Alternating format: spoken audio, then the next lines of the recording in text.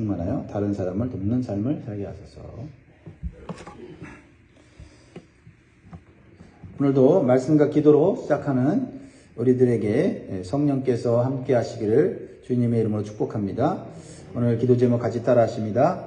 내 마음에 성령이 오셔서 악령을 쫓아내 주시고 성령에 충만하여 다른 사람을 돕는 삶을 살게 하소서. 할렐루야. 아멘. 사람의 마음에는 빈 공간이 있어요. 저와 여러분 마음 가운데 공간이 있다는 거예요, 마음에. 그런데 그 마음에는 주인이 바뀔 수가 있어요. 성령이 들어오시면 성령이 주인이 되고, 악령이 들어오면 악령이 주인이 되는 거예요. 어떻게 보면 사람은 선하고 악하고의 기준이 그렇게 정확하지가 않은 것 같아요. 선한 사람도 악해질 수 있고, 악한 사람도 선하게 될 수 있는데, 마음의 주인이 누구냐에 따라서 그 사람이 달라질 수 있어요. 그래서 성령을 마음에 받아들인 사람은 성령의 사람이 되고, 악령을 마음에 받아들인 사람은 악령의 사람이 되는 거예요. 그런데 악령은요, 초대하지 않아도 성령이 없는 마음을 유혹하고 그 속에 들어가려고 힘을 쓰는 거예요. 특히 하나님의 말씀을 거부하고 순종하지 않는 마음에는 악령이 쉽게 들어가서 그곳에서 역사하는 것을 보게 됩니다.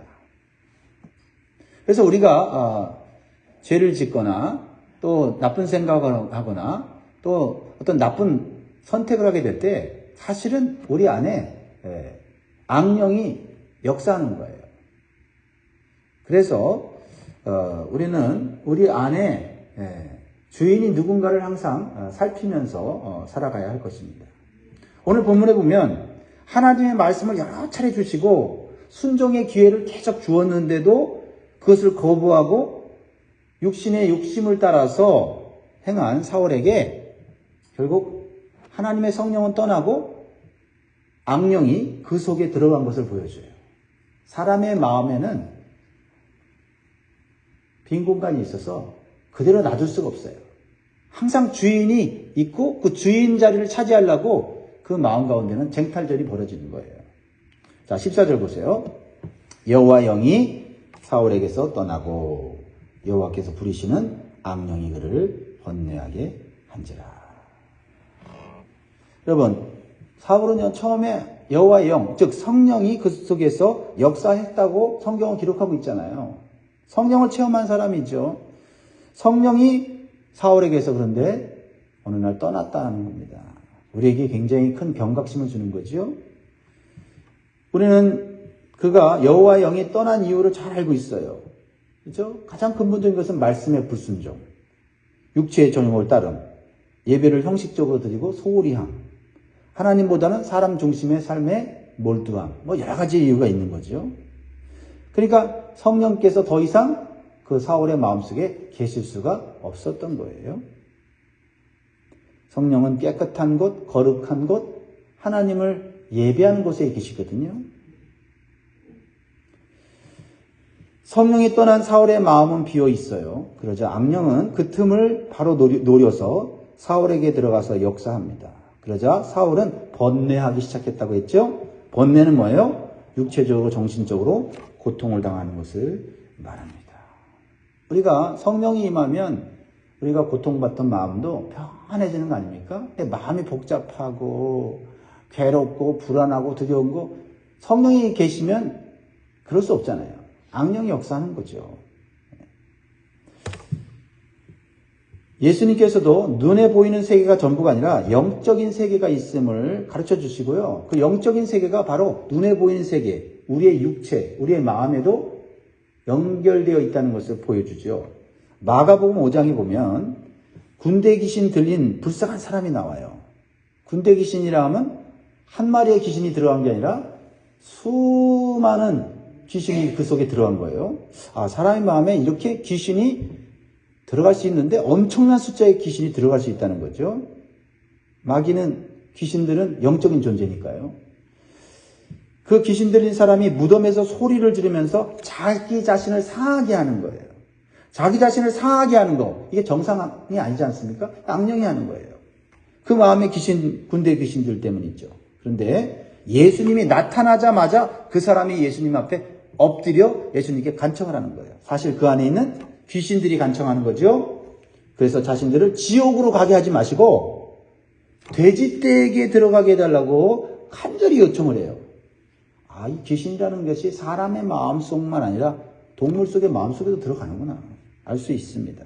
그래서 주님이 허락하시자 그 군대 귀신들이 그 사람에게 나와서 돼지떼로 들어가서 그 돼지떼들이 귀신이 들어가니까 바닷속에 들어가 몰살을 당했다고 했어요.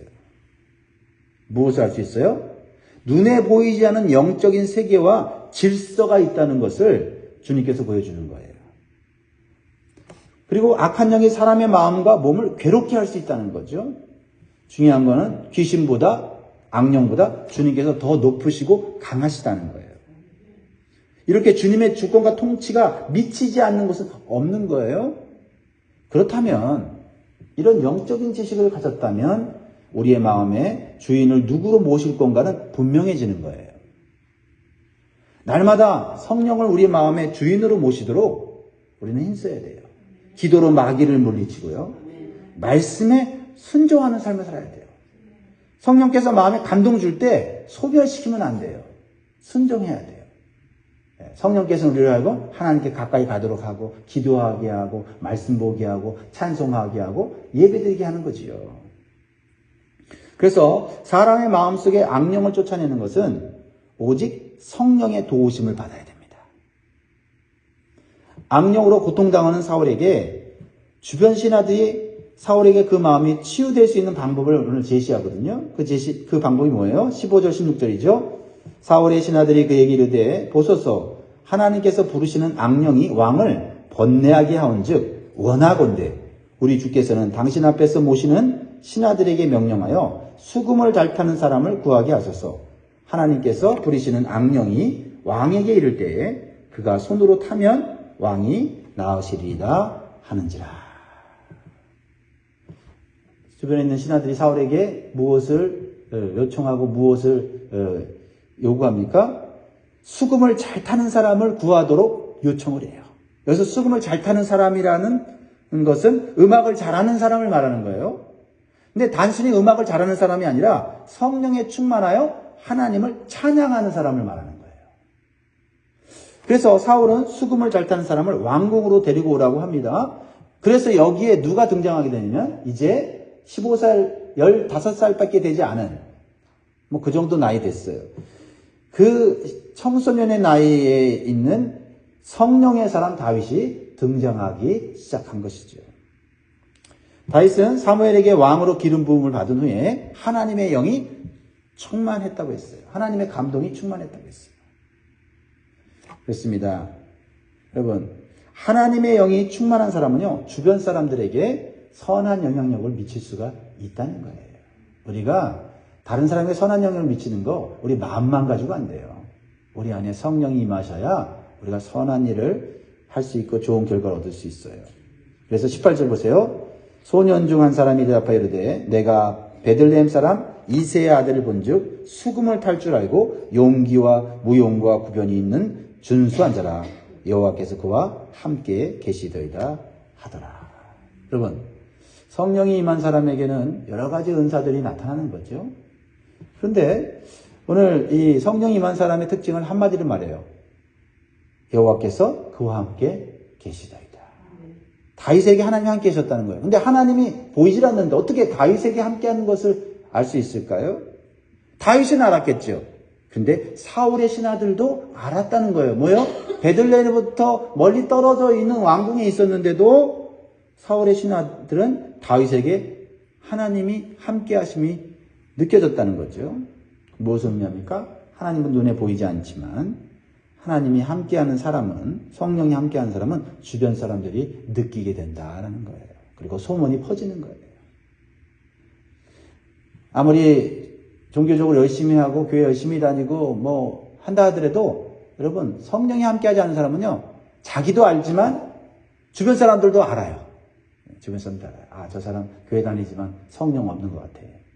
말하는 거 보고 행동하는 거 보니까 아닌 것 같아. 느끼는 거예요. 근데 다윗은 어린 나이였지만 성령을 받아 있으니까 그 소문이 이스라엘 전체에 소문이 나서 왕궁까지 들리게 된 거죠. 시골 출신, 목동, 양치는 그냥 양치기에 불과한데 이렇게 성령이 임하면 하나님께서 그를 이끌어 주시는 거예요. 왜 그럴까요? 성령이 함께한 사람은 그 말과 행동과 선택이 하나님이 기뻐하는 것만 선택하게 되고요. 그래서 하나님의 능력과 지혜가 삶 속에 다 나타나는 것을 보게 되는 거예요. 그래서 사울은요, 다윗의 아버지 이새에게 정중하게 다윗을 왕궁으로 보내줄 것을 요청합니다. 19절 20절 사울이 이에 전령들을 이새에게 보내 이르되 양치는 내 아들 다윗을 내게로 보내라 하매 이새가 떡과 한 가죽 부대의 포도주와 염소 새끼를 나귀에 실리고 그의 아들 다윗을 시켜 사울에게 보내니. 여러분, 악령에 사로잡힌 사울이 성령이 충만한 다윗을 스스로 요청하는 것을 보고 무엇을 느낄 수가 있습니까? 악령에 사로잡힌 사람은요, 결코 스스로 악령으로부터 해방될 수가 없어요. 악령이 사람보다 세요. 그래서 악령보다 더 센 성령을 구해야만 악령에서 벗어날 수가 있는 거예요. 그러므로 성령의 사람과 함께 있기를 우리는 힘써야 돼요. 그리고 자신의 문제와 기도 제목을 나눌 수 있는 그런 사람과 그런 믿음의 모임이 있어야 되는 거죠. 그래서 우리는요, 육적으로 정신적으로 병든 사람을 위해서 모여서 함께 기도하고 찬양하는 시간을 가져야 돼요. 여러분, 성령을 받았던 사람도요, 잘 관리하지 못하면 마음의 주인이 바뀌어요. 마음에 빈 공간과 빈틈이 생겨요. 그러면 악령이 역사합니다. 괴롭히죠. 또 성령이 쭉 있더라도 성령이 충만하게 마음 빈 공간을 100% 채우지 않으면 그 빈틈을 악령이 밖에서 건드리는 거죠. 그래서 우리는요, 혼자서는 해결이 안 돼요. 때로는 함께 모여서 죄를 회개하고 성령님께 마음을 드려야 되는 거예요. 근데 마귀는 그걸 못하게 하죠. 못 모이게 하고, 그렇죠? 패하게 하고, 그렇죠? 그래서 혼자 그냥 범례하게 하고, 고민하게 하고, 그렇게 하는 거예요. 목회자들도 마찬가지예요. 혼자서는 사실 목회가 어렵습니다. 영적인 멘토와 영적인 모임이 필요해요. 그래서요, 성령 받고 능력 있는 목회자가 주변에 영적 멘토가 없는 경우가 있어요. 왜요? 이제 높은 위치에 올랐어요. 그래서 자기가 혼자 독불장군이에요.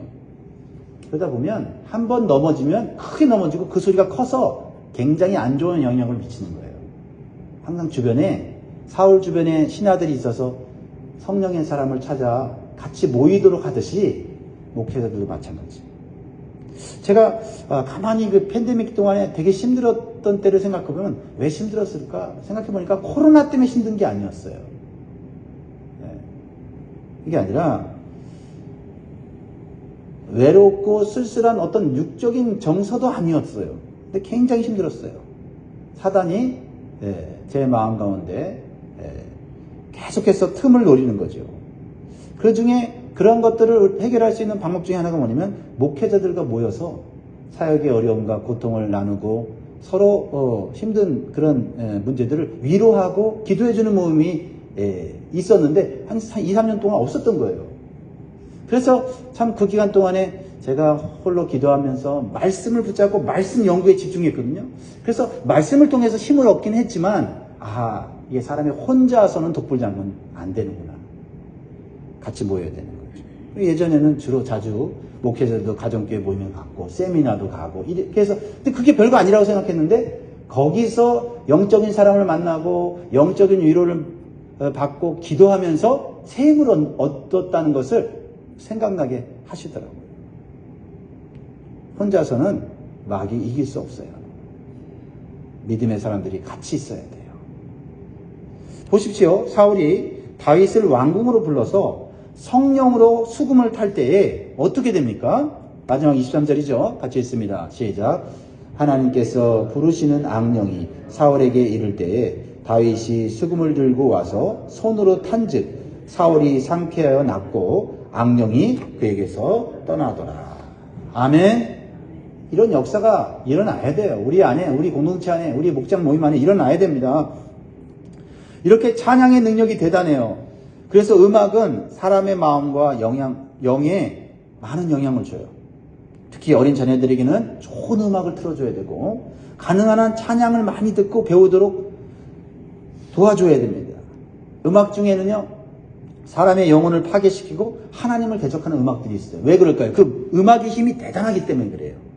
데스메탈, 헤비메탈 같은 그런 음악 속에는 마약과 술과 폭력과 성적인 그런 유혹을 하는 내용들이 엄청나게 있어요. 그것을 자꾸 듣고 노래하다 보면 그 영혼이 사로잡히게 되고 그렇게 되어지는 거예요. 자살 충동을 일으키게 하고 말이죠. 그 음악이라는 것이 굉장한 힘이 있어요. 그러므로 우리 믿는 자들은 평상시에 찬양을 많이 듣고 불러야 돼요. 이 공간을 무엇으로 채우느냐가 중요하거든요. 그래서 우리 가정의 공간에 찬양 소리가 울려 퍼지도록 힘써야 됩니다.